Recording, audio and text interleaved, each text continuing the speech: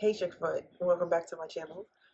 So I finally had another dermatologist appointment where he actually listens, to what I was saying, and he gave me an analysis. He basically told me I have seborrheic dermatitis on my scalp, and it's not the one. It's not the. So I don't get like the huge chunky flakes all over my scalp because I've seen it to where it's like your entire scalp is just coated in a thick layer of skin. I don't get that one. My symptoms are burning, itching, and I do get flakes, but they're not that big, but it's noticeable enough. Um, so he did prescribe me these two things again, which is the fluocinamide and ketoconazole shampoo. I have not used the shampoo because I never liked how it made my hair feel, so I haven't used that. But I've been using the drops, and he told me to use it twice a day for 2 weeks. I've used it once a day for 1 week, and I stopped using it like a week ago. So what I found to be the most, you beeping for no reason. What I found to be the most helpful with my scalp is not using oil at all. Seborrheic, seborrheic dermatitis is classified as an overproduction of the sebaceous glands, which means your scalp is already producing a lot of oils. And if you put oil on top of those oils, it will only make it worse. Specifically for your scalp because the oil glands there are much larger. Another thing is because there's so much oil on your scalp, you end up harvesting, or what is it called? I was thinking cultivating, but I couldn't get it out. You end up growing more yeast on your scalp than you necessarily should. And that yeast is what causes the skin to thicken, like that layer of skin to thicken, and it causes the itching and the burning. So I have stopped using oils altogether on my scalp, and I've stopped using grease on my scalp, and I feel like that was the best thing I could have done. And it wasn't even an idea because I've grown up. There would be days where it's like, okay, everybody come get your scalp grease. Like we would all sit down and get our scalp grease. So that was like a thing. Having grease on your scalp had to be shiny. So it's just weird to not do it. It's like once you see a little bit of dryness on your scalp, you're supposed to put oil on it. That's how I feel most people in the community are.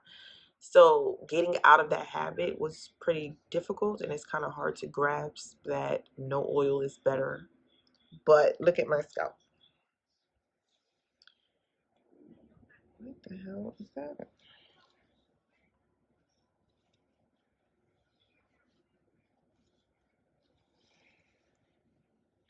If you guys remember, I had like my entire scalp was swollen, red, burning like crazy, and itching.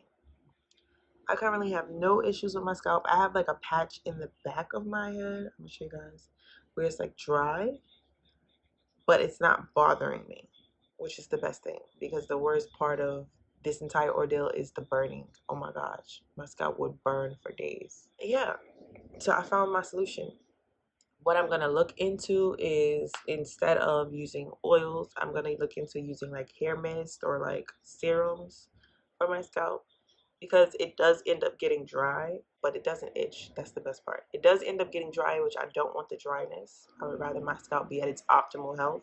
Right now it's getting there, but I want it to be at its optimal health. So I'm gonna look into like different serums I can use on my scalp instead of oils. Look, even with me using synthetic hair, which I am heavily allergic to acrylic, my scalp is fine.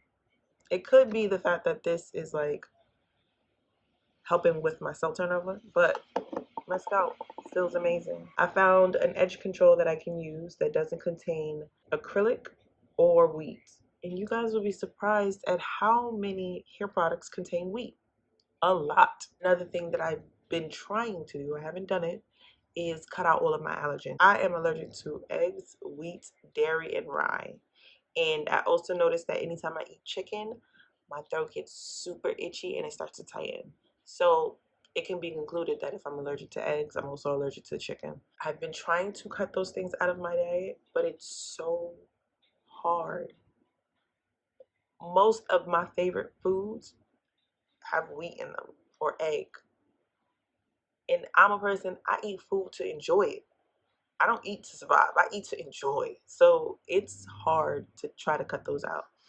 I haven't fully cut out wheat. So what I do is I avoid things that say whole wheat or anything that's like brown wheat because those that's like the purest form and my body don't like it. I can tolerate enriched flour. So I'll eat stuff with that, but not too high of a concentration. What else have I done? I have to just completely cut out chicken because when I tell y'all that I be feeling like I can't breathe sometime after eating chicken, yeah, so it probably shouldn't be in my, diet. So I've cut that out completely.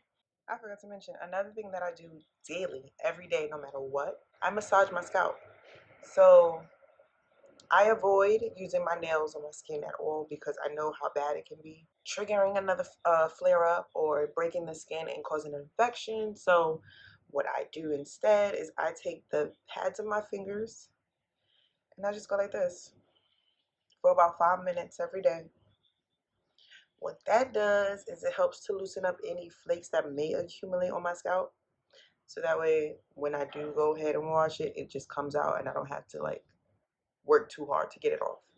So I just, another thing this does is it stimulates the scalp, stimulates the blood flow in a way that helps your hair to grow at the rate that it naturally would have, rather than stunting the growth, if that makes sense. Because nothing makes your hair grow faster.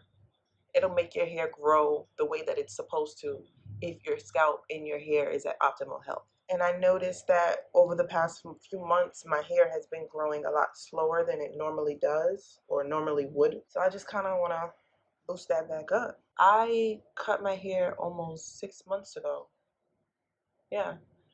And I only have about 2.5, maybe 2 inches of hair. I should be at least 3 or 4. So every night I do this. And because I don't grease or oil my hair, I don't have to worry about frizz. I don't know why. I feel like the oil added to the frizz because I do this every day and my hair isn't frizzy. Thank you for watching. I hope you found this helpful. If you have any tips on how to deal with seborrheic dermatitis, let me know. And I'm in my son's room, okay? That's why it looks like this. I let the kids paint the wall, right? This is what they did. It's like, oh, I'm gonna do something cool. I'm gonna get them some paintbrushes and some paint and see what they come up with.